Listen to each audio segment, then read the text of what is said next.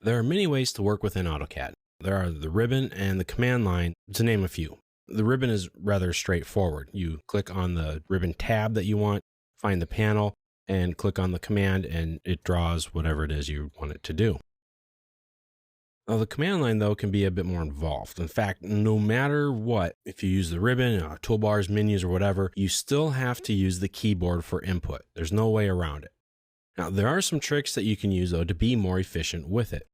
In other sections here, we've talked about entering commands on the command line, like line, arc, circle, whatever they are. And we also discussed command aliases for those commands, like L for line and A for arc. But what if you type in the wrong thing? It's okay, we all do it, it happens. Now, you can work in the command line as if it were a single line of text in a word processor. So if I start typing in line, oh wait, no, that's not what I want, I can backspace. Now, the command line and dynamic input work almost essentially the same way. You can turn off your dynamic input if you don't like that, if that gets in your way, by going to your status bar. If you don't see it down here, click on this customization button. It's on the far right. You'll find it up here at the top, dynamic input. Now, when I toggle this off or on, it puts it in the status bar. Remember, if it's blue, it means it's on. If it's gray, it's turned off. So now that I've turned off the dynamic input, if I type in the word line, it only shows up in the command line. Right here, it pops up that way. Whichever way you want to work, feel free to work that way. But if you're in the command line, remember, you can use it just like you can a regular word processor. You can use the home buttons, the end keys. You can use your arrow keys to navigate through it left and right. You can use the backspace key to erase them. You can also use the delete key to erase things to the right. Also remember that by pressing up and down with your arrow keys, that takes you through the list of your recently used commands. And when you execute a command, like the line command, there are usually some sort of instructions or requests given to you by AutoCAD. It needs more information from you. For a line command, the first prompt that it gives you is it asks you to specify your first point. And when you do that, you can see there's an undo option. I can click on here inside the command line to execute that option.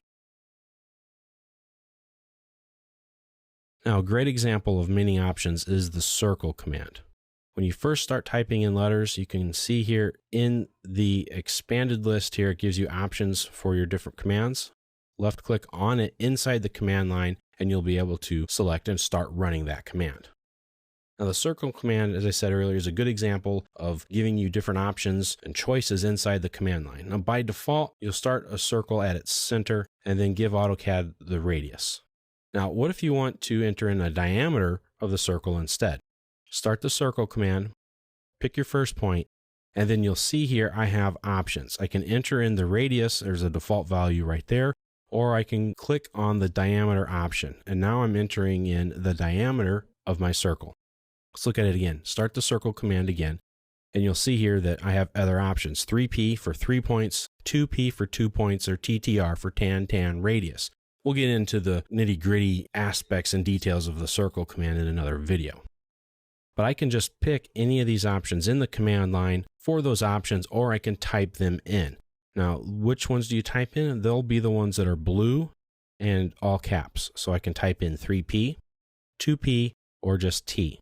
So if I type in 3P, press enter, I'm now drawing a circle based on 3 points. I pick my first point, my second point, and then my third point. And each time I'm doing that, the command line gives me a prompt.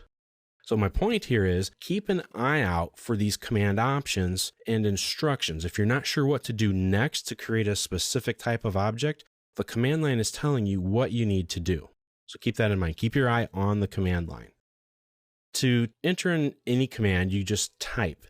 So I can type in REC for rectangle, and then I press enter, and I draw a rectangle. Now I can also start typing in REC and then press the space bar. Now the space bar is the same thing as the enter key on the command line. It's a nice option because the space bar is very large and it's a lot easier to hit than just the enter key.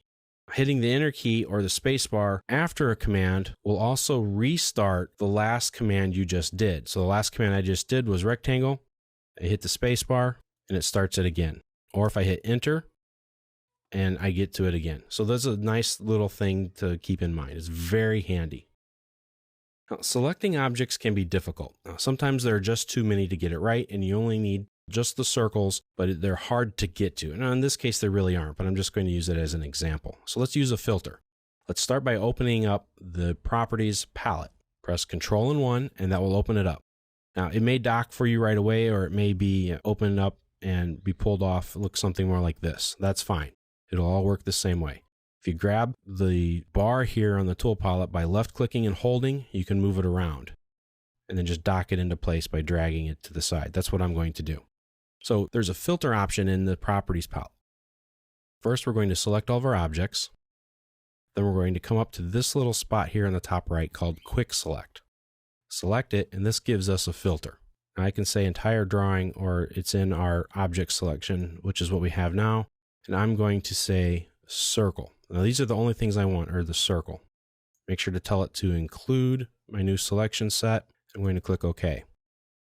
So now I only have my circles selected. Now I can delete them, move them, change their colors, whatever it is I want to do.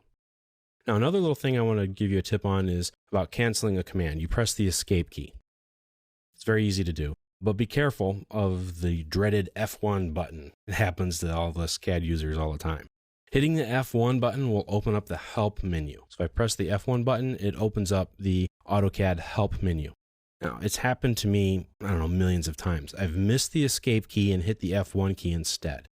That happens. Now, hitting it is a pain. A lot of people have just even pulled out the F1 button so they don't hit it by accident. So keep that in mind.